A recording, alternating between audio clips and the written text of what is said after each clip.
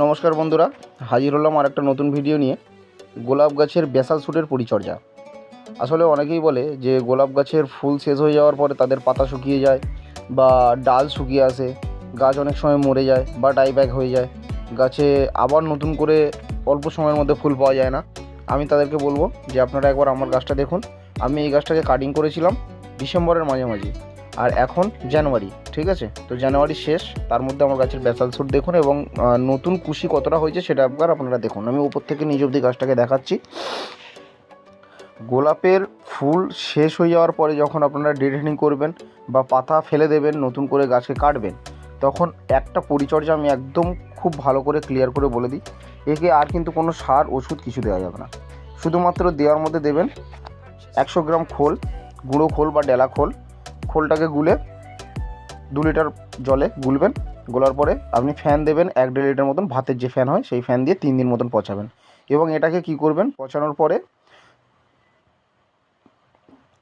1 litre যে আপনি যেটা গুলেছেন আর কি, যে জৈবটা, সেটাকে 1 লিটার নেবেন এবং 10 লিটার জলে মেশাবেন, মিশিয়ে গাছে দেবেন।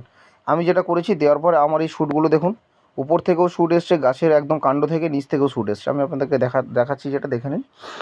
2 দিন 3 দিন অন্তর অন্তর জল দেবেন। এবার যার গাছে যতটা রোদ্দুর পায় সে ততটাই জল দেবে, সেটা পরিমাণ মতন, ঠিক আছে? যাতে গাছের গোড়ায় অনেক না জল বসে যায়, আবার গাছ যেন জল পাবে না সেরকম যেন না হয়। ঠিক পর্যাপ্ত পরিমাণ জলটা দেবেন, যে জলে সুন্দরভাবে গাছটা নিজেকে তৈরি করতে পারে, ঠিক আছে? এখন কোনো রকম কোনো সার চলবে না, এনপিকে চলবে না।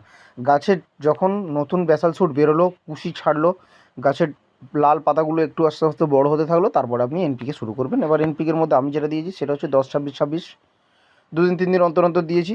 ডিএপি সামান্য পরিমাণ দিয়েছি, আর এপসন সল্ট মেশানো জল আমি গাছের গোড়ায় ইউজ করেছি। তখন আবার এই আপনার যেটা খোল ভেজানো জল সেটাকে আমি বন্ধ রেখেছিলাম, এপসন সল্ট দিয়েছি এবং সঙ্গে ফাঙ্গিসাইড মিশিয়ে কিছুটা দিয়েছি। আবার মাটির পরিচর্যাটা একবার দেখুন। মাটি কিন্তু থাকবে সব সময়, আপনাকে একটা জিনিস খেয়াল রাখতে হবে যে আমার মাটি যেন মোটামুটি আর্দ্র থাকে, মানে না তো খুব ভিজে না তো খুব শুকনো। আমি মোটামুটি আপনাকে মাটিটা দেখাবো। যদি মাটি খুব ভিজে থাকে তাহলেও সমস্যা, ডাইব্যাক হওয়ার প্রবলেম। যদি মাটি শুকনো থাকে তাতেও সমস্যা, গাছে কিন্তু পাতা আসার সমস্যা হবে, ঠিক আছে? তো সেইটা আপনাকে খেয়াল রাখতে হবে। এবং ফাঙ্গিসাইড তো অবশ্যই ব্যবহার করতে হবে, এটা গোলাপ গাছের জন্য খুব প্রয়োজন। মাটিটা আমি আরেকবার দেখাবো আপনাকে, দেখে নিন ভালো করে যে কেমন মাটিটা রয়েছে, ভিজে ভিজে ঢেলা ঢেলা। আমার ওই সিন্ডার ফিন্ডার পছন্দ নয়, আমার এরকম মাটিই পছন্দ, ঠিক আছে? ফাঙ্গিসাইড আপনারা সপ্তাহে ঘুরিয়ে ঘুরিয়ে, কাকা কনফিডার ঘুরিয়ে ঘুরিয়ে দেবেন, আপনাদের কাছেও এরকম শুট আসবে। ধন্যবাদ।